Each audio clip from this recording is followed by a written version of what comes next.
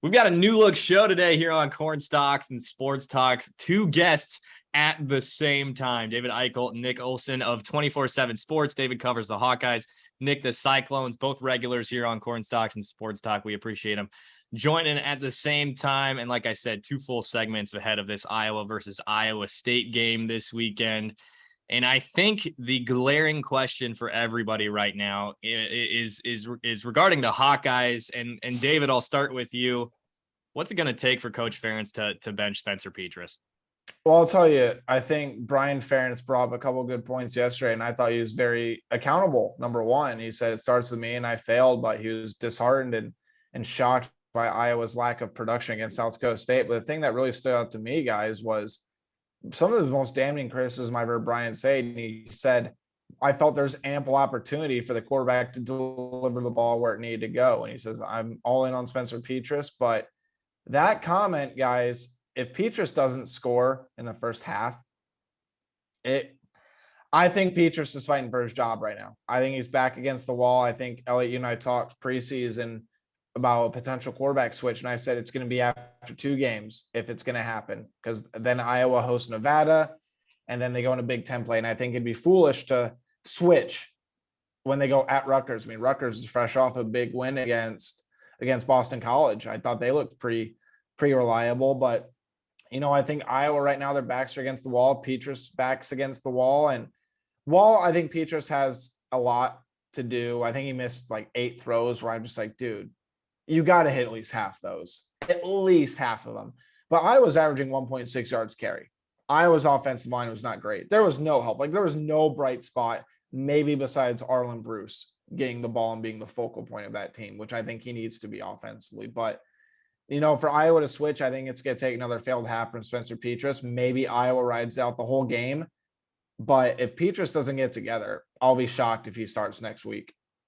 And Nick, for the Cyclone vantage point, I'm assuming that D-line is just licking their chops, man. Yeah, I think a major thing for Iowa State's defense this week, kind of on multiple levels, is Will Mcdonald. I know that's someone we've talked about on this show, obviously. By his standards, he had a bit of a quiet week 1. I think SEMO was getting the ball out pretty quickly. And as David mentioned, there's not really a fallback plan, at least from what Iowa showed in week 1 as well. So McDonald has to kind of make the most of that, whether that's getting pressure on Petras, whether that's stepping up in the run game a little bit when Iowa has to kind of try to establish the run to build up that offense. I think it's going to be really interesting. I think there's a lot of confidence within that defensive line.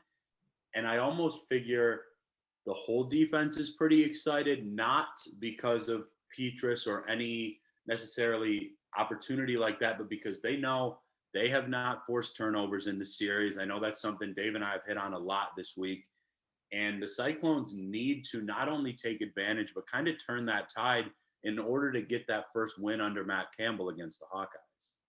And David, when you're talking about missing 8 throws, I mean, it's not you talking about it. It's Coach Brian Ferentz talking about it. It's got to be the yips, right? He's got to be in his head. I think it was a sign of a broken quarterback, Eliot. And my thing is, look, there's some throws. I think you give him a break on half of them. I'll give him a break on half. But there are throws where any not even Power 5 quarterback, any FCS and Division I quarterback has to hit. I think of 3 specific ones come to mind. One, there was a screen play to LaShawn Williams, which probably would have been a touchdown. Spencer sold the fake really well. He had a hand in his face, completely overthrew LaShawn. Again, 3rd-year starter, you need to know where your guy is at. You should be able to do that throw blindfolded. You really should. It's not a complicated throw. Get right over the hands of the defense. Let it softly land in the running back's hands, because they're not going to be able to charge all at LaShawn quickly. There's going to be 2 or 3 blockers up front. It was beautifully set up.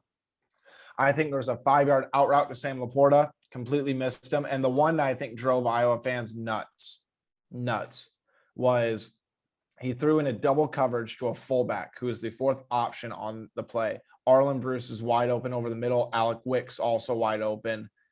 You just got to be able to keep your head up, and you got to be able to look for those sort of targets. And the second you see a quarterback aim his short passes, that's a broken quarterback. And Petras began to aim the passes.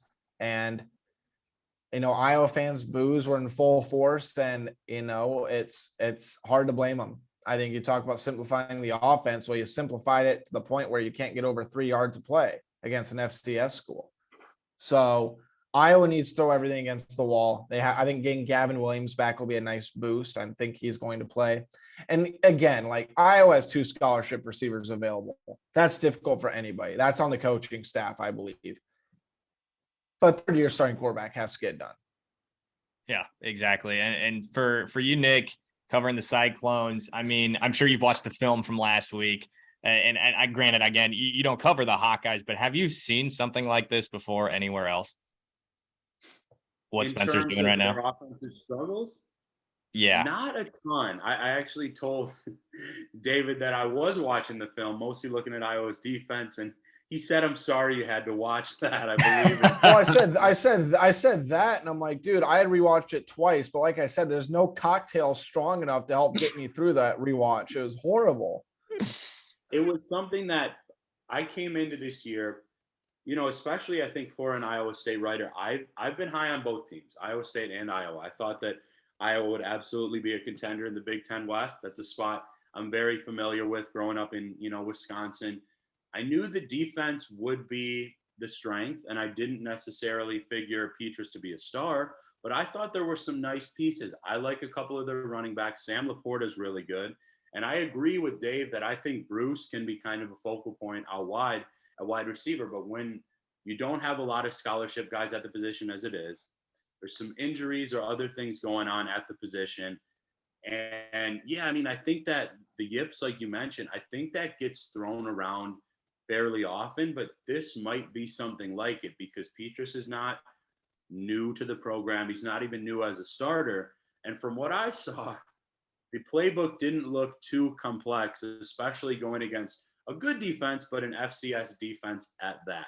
So I certainly didn't expect that. And I think very well that, Iowa wasn't too far away from losing that game. I would think based on how they scored. I know Dave can speak to that a little more, but I think 2 safeties and a field goal, that's not very encouraging after week 1. I will say about Iowa's defense, and this is not to praise Iowa to some extent, but Iowa's defense didn't let them get across midfield. The only time they got across midfield was during the interception that Petras threw. And then I think they went backwards or they gained like 5 yards on that field goal drive.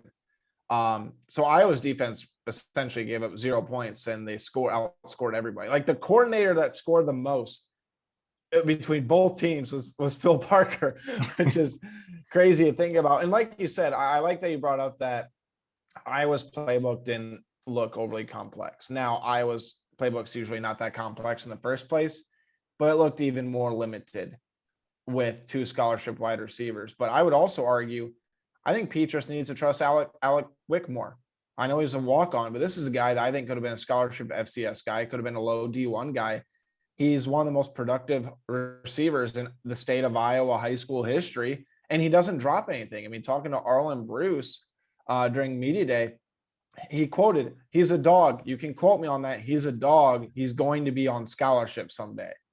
And like, yeah, that's not just throwing around praise. I mean, that, from talking to people, he's not overly quick, but his routes are sharp. He doesn't drop anything. But Petras was so tunnel visioned on Saturday. And I think that's what's most concerning among other things. And I think, again, you look at the way he threw to Monty Potabom, his throws to Laporta. I mean, Laporta only had 2 catches for 9 yards. That needs to be inexcusable. That needs to be at the top of the scouting report for Iowa's offense, even more than running the football. Guys, you have a top 3, top 4 tight end in college football. I think the Georgia tight ends are up there. I think the Notre Dame, Michael Mayer needs to be up there from Notre Dame.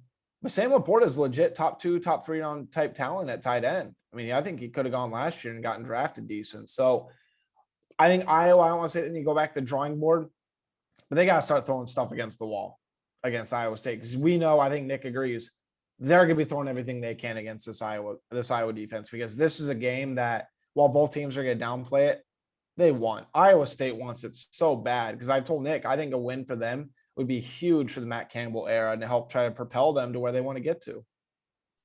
Again, we're talking with Nick Osen and David Eickholt from 247 Sports here on Cornstalks and Sports Talk on AM 950 KOEL and KOEL.com. Iowa and Iowa State taking on each other today at 3 p.m. Going to go back to you, Nick, here. So the Cyclones offense, granted against SEMO, looked pretty damn good last week. Xavier Hutchinson is real. Obviously, Jyrell Brock had that nasty run. And of course, Hunter Decker's making his first start for the season.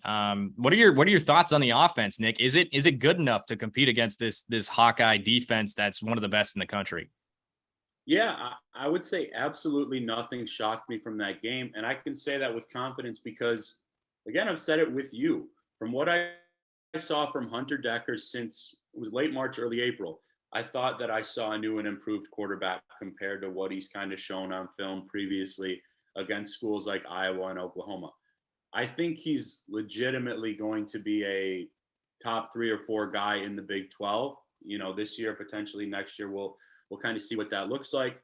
Hutchinson, maybe I didn't expect 3 touchdowns, but that's one of the best wideouts really in the country, obviously in the conference. And then I think what I was maybe most impressed by is the offensive line might not have been perfect, but I think they were able to find time and success in both the pass and the run game. And when you've got 3 or 4 legitimate options at tailback and Jyrell Brock, Cartavius Norton, you won't likely see him this week, Eli Sanders, and then Deion Silas, who actually got in the end zone, well, that opens up a lot of different things. I actually asked offensive coordinator Tom Manning about it. Didn't go into a ton of detail, but basically that's a spot where if you establish the run game against a tough, strong, physical defense like Iowa, that kind of gives you that extra layer of the offense, of the playbook to give more time and opportunities to Deckers. And somebody that I expect to see a little more out of is Jaylen Knoll this week. I think he had 5, maybe 6 catches. I want to say 6, but not for a lot of yards. A lot of them were very close to the line of scrimmage. And just pure talent-wise, he's one of the most talented players on the team. Not better than X yet, but he can run routes. He's quick, really good hands. And so that's someone that I figure. And then I'll throw in briefly someone that made a catch or 2 and could have had some more yards, Dimitri Stanley. I think speed is an area where you can potentially get past the back end of Iowa's defense. And that's where I'd look at the Colorado transfer wideout Dimitri Stanley to potentially be a game changer if Manning trusts Deckers to open up the playbook. David, where are you at with Iowa State's offense versus the Hawks defense? Yeah, contrary to a lot of Iowa State fans' belief, I actually think that there's a lot of talent on this Iowa State offense. I really do. I think Hunter Deckers has a higher ceiling than Brock Purdy. I told Nick this the other day. I don't think he should be anointed as being better than Brock Purdy because I don't know how you go from having a generational talent like Purdy to being like, oh yeah, success is better. He's going to face a lot of pressure going into Kinnick Stadium. I think this is by far his biggest test yet. I think Iowa's defense is preparing for trick plays, preparing for them to go deep down the field. And I told Nick, I think they need to throw the ball downfield often to X, because even if Iowa intercepts it, Iowa's offense hasn't proven they can move the football. So why not keep testing them deep? I think Jyrell Brock has a lot of talent. Iowa wanted him, but Iowa took Tyler Goodson and sort of backed off Brock, and who knows if he chose Iowa State or Iowa, but Iowa was the leader for a long time there. But physical runner can get stuff done. I like the running back by committee. But I'm very eager to see if Deckers makes a mistake, how he bounces back from it. I thought he looked really, really good last week. I think he's more athletic than Purdy. He's built different than Purdy. I think he has more arm strength so he can throw the ball down the field. But I'm very curious if when Iowa doesn't run its prevent defense, and if he gets backed up with Torrey Taylor, who I put together an incredible game. I mean, Iowa fans were chanting MVP for the punter last week, for God's sake. Like, that's kind of where we're at, right? But if he gets in that north end zone, people don't realize how loud that is. Since they've redone it, last week against South Dakota State, there was 9 false starts by South Dakota State. So if you get back in that north end zone, get pinned to the 10, back-to-back false starts because you can't hear anything with a young quarterback, you know, Iowa might be coming for blood at that point. But I think Deckers has a lot of talent, but I've said before, even with Justin Jacobs out, I think Iowa has the best linebacking room in the country as far as depth goes, as far as talent goes. I think Jack Campbell's the second best linebacker in the country. I think Will Anderson from Alabama is unequivocally number one. I think it depends if you consider him an edge or a linebacker. He plays sort of a hybrid of both.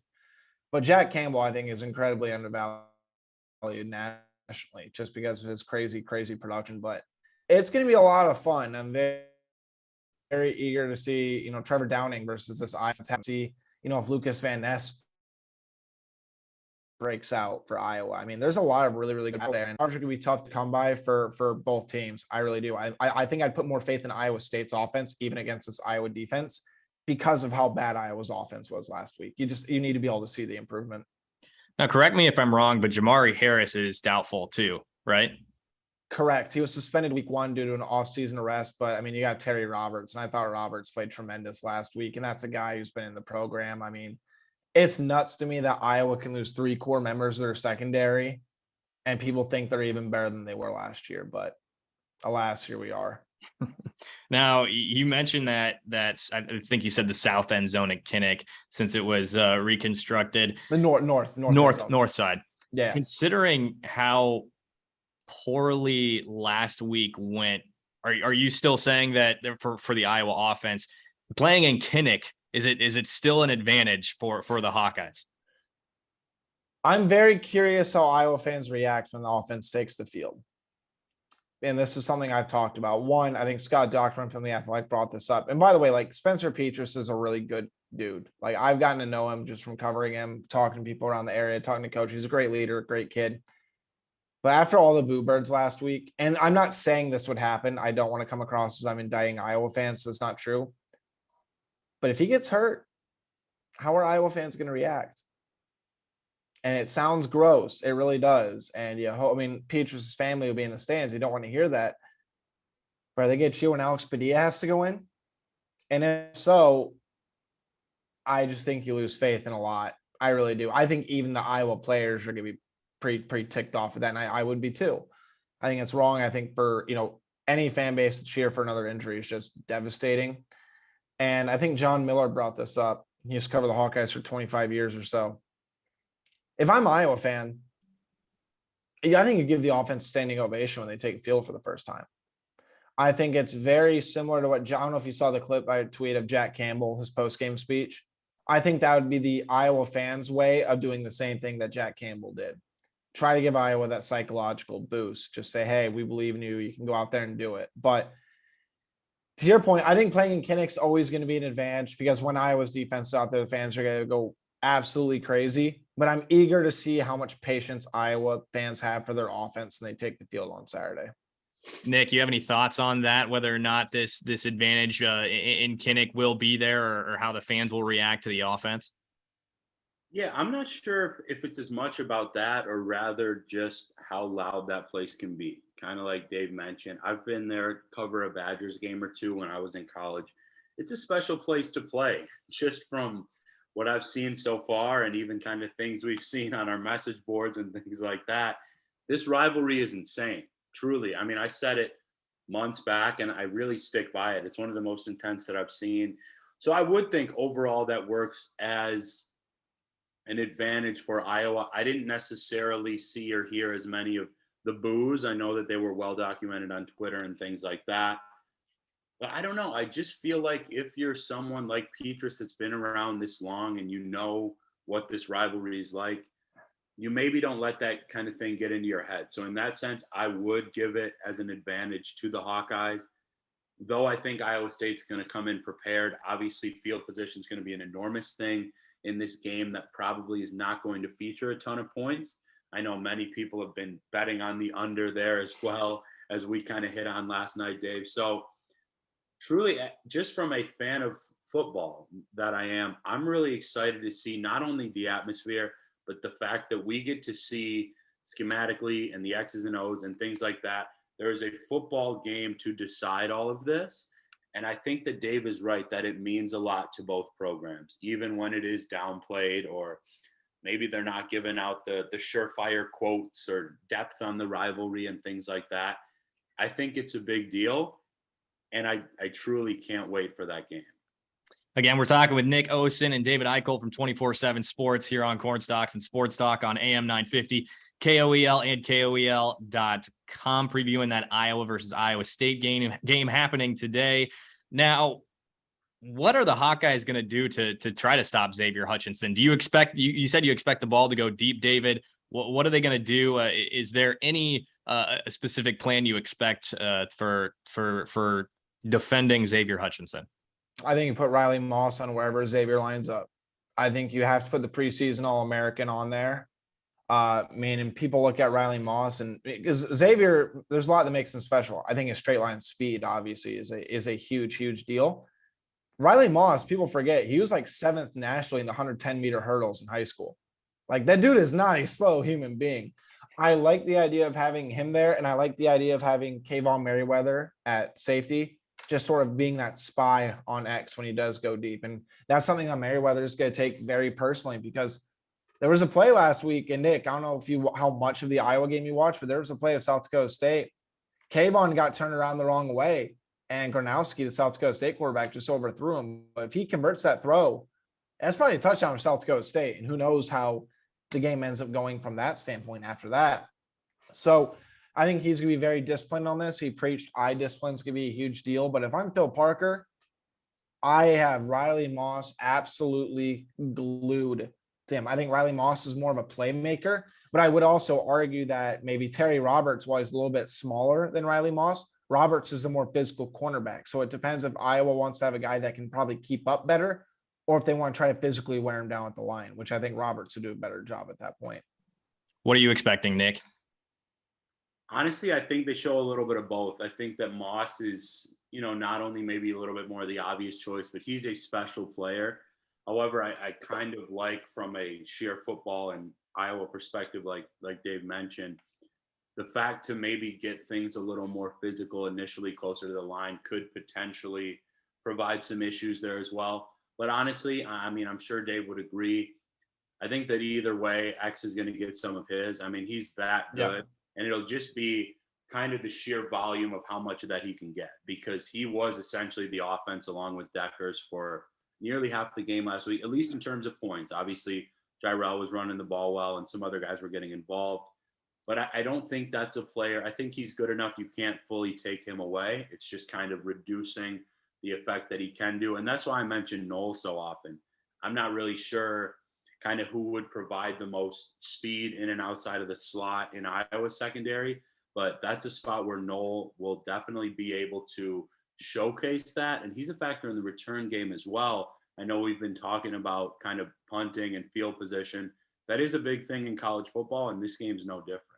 I would say, just for the Knoll perspective, I think Cooper DeJean will be glued to him if Iowa runs that 4-2-5. And I know some Iowa State fans weren't happy about how much I praised Cooper DeJean, but Cooper DeJean is, first of all, I think he's the most decorated high school athlete in the state of Iowa history. And what he did, I know, Eliot, you're more accustomed to kind of known at least his accomplishments just because Nick's from Iowa State. But Cooper's a freak. And his teammates have said he's a freak. He can keep up with Jaylen Knoll. He is fast enough. Doesn't have quite the game experience that Jaylen does, but I like the idea of having Cooper on him. And I will say X will get his own. I think that's a given. I think anybody who says they can completely shove him down, unless you're Sauce Gardner and you're still playing college football, I mean, I don't think anybody else can shove him down. But I think Iowa's big deal, and this is what they preach week in and week out, is they're going to try to limit the big plays. If Xavier gets his own, it's going to be on 6 to 8 yard routes and not 25 to 30 vertical routes. Iowa's not going to at least give up an easy one. Like, it's going to be a great play by X, or Iowa's just going to shoot itself in the foot 1-2 times, maybe one time a game where they miss the coverage. But if Deckers recognizes it and makes the play, there'll be an opportunity there. But a Phil Parker disciplined secondary really doesn't get too turned around too much. And I can tell you for a fact that Parker probably harped on Kayvon for tens of 20s of minutes on that one play, along with the rest of that secondary. So it's going to be definitely a fun battle to watch. And I'm very interested to see how Deckers tries to get everybody else involved. And again, I think this is a huge deal for Deckers going forward, because if he gets it done against Iowa, then I think you're talking about a really special player, just because we haven't seen a quarterback lately for Iowa State get over that Iowa hurdle. And if Deckers passes the test on his first major test as a college football quarterback, man, that dude's swagger is going to go up. And from what I've been talking to you, Nick, and reading about him, the dude does not lack confidence whatsoever. So, Nick, I'm going to go back to you for this one. Which player, coach, somebody around the Cyclone program, who's facing the most pressure going into this game? You said it can be a coach as well? Yeah. Though I don't think the pressure is like last season because of obviously the face is gone and because Iowa is favored and obviously the game's at Kinnick. I think the honest answer would probably be Matt Campbell simply because it hasn't happened yet. Hunter Decker is obviously the quarterback. He appears to potentially be a budding star, but this is his second start, his first full season as a starter. And Campbell has been around and has done some really, really, really good things in the scope of college football, especially for this Iowa State program. That was in a tough spot before he came. So there's no question about that. And again, coaches aren't necessarily going to go into the depths of what this game means or, compared to the other contests on the schedule. But if you ask me to pick a person, I think it would be Campbell because he's established himself as one of the top 12 to 18 coaches in college football, maybe 20 at least. And just with this turnaround, he's had other opportunities. And I think it would mean a lot to him, not only as a coach, but like Dave said, as this program moving forward in terms of recruiting, winning on the recruiting trail, and just building the ceiling of what Iowa State could be. Same question to you, David. Spencer Petras is the easy choice, but obviously him. Is there anybody else that you see having a good amount of pressure going into this game? Let's go with easy answer number 2, Brian Ferentz. Okay. I mean, you talk about there's no coordinator in the country that has as much pressure as Brian Ferentz does right now, because you could argue if Kirk isn't the head coach of Iowa, Brian does not have a job. And that's based purely on statistics. And it's based purely on, the decline of Iowa's offense over the past few years.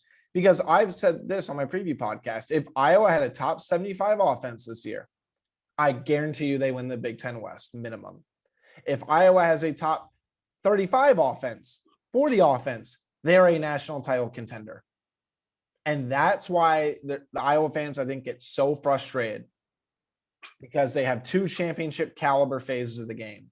But the one they don't is what drives college football, number 1. And 2, it's that bad. So I'd say Brian Ferentz needs to come out guns a-blazing. I don't care how many receivers are out. You have a third-year starting quarterback. You have pieces. Got to make a game plan, and you got to get it execute. And if Spencer Petras can't do it, put in Alex Padilla. And even if Alex Padilla hasn't shown you in practice what Spencer has, you need to at least show the fans we're trying something new on game day. We're trying to push the offense forward. Gentlemen, last question before we let you go, because I know you're crazy busy this week. Nick, final score, who wins and why? Yeah, I'm going to be consistent with what I said on my show when Dave kindly came on. The number of points for Iowa State has gone down a little bit throughout the week. I've got Iowa 16, Iowa State 17. I think that the Cyclones win. I think it's really close. I would go with that under on kind of the over-under scorecard. And I just feel like, yes, Iowa has the better defense from what we've seen, the home advantage. And mentally, they've been winning this battle, obviously, with getting all those wins and losses. But I'm obviously not, in the locker room and part of this team, but I just get this sense that there is an extra level of confidence with Deckers at the helm. I think there are some good defensive pieces, maybe not NFL talent all over, but some really good pieces.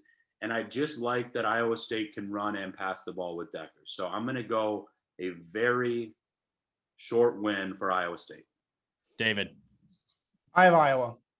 And here's I have a couple of reasons. One, I've been consistent with Nick, and this is the way I approach every single one of these rivalry games and just winning streaks. I cannot pick a team that hasn't proven to me that they can beat a certain team. It's why I haven't picked Iowa against Wisconsin lately. It's why I hadn't picked them against Purdue until a couple of years ago when Iowa beat them. I stay consistent with that. Until they prove to me that they can win, I'm not picking them. I mean, I'm not picking Minnesota over Iowa. I'm not picking Nebraska over Iowa. There's just, and here's a couple things too, just to have some statistical backup. Since 2015, when Iowa played for the Big Ten championship, Iowa's been favored by fewer than 6 points 20 times. Iowa has won 19 of those games. The only loss coming in 2020 against Purdue. And in 16 of the 20 games, there was a spread of 3.5 or less. And Iowa's 15-1 outright, 12-4 against the spread in those games. And 4 of those wins came against Iowa State. There's a mental block for Iowa State in this game. Iowa has the advantage. It has been played in Kinnick since 2018. And this is going to be the first real test for Deckers. And I just don't know if he's ready for the big moment yet. I think he's going to be a dude. Iowa's crowd's going to be crazy, but Iowa's defense is among the best in the country. And I'd be very surprised if Deckers came out and carved him up. I think he'll have some success, but it's going to be a fun one. I have Iowa winning 17-16. I think Iowa State grabs a lead at one point. But I will say something that needs to be watched. I did not say this in the next podcast. I'm very curious if Iowa turns the ball over first, what the psychological impact's going to be, because Iowa hasn't turned it over in 5 years. And Campbell's well aware of that stat, and Iowa's well aware of that stat. Are they going to be psychologically broken? Who knows? I think that's what's going to make the game very, very interesting. We will see. 2 of the best to do it. Nick, you got something to say? I was just going to say, so that score changed a little bit since last night as well. We have the same score now, just the other team each winning by a point. Great stuff, guys. 2 of the best in the business, at the real Nick Osen on Twitter and David Eickholt on Twitter. Appreciate you guys. We'll see what happens today. It's going to be interesting.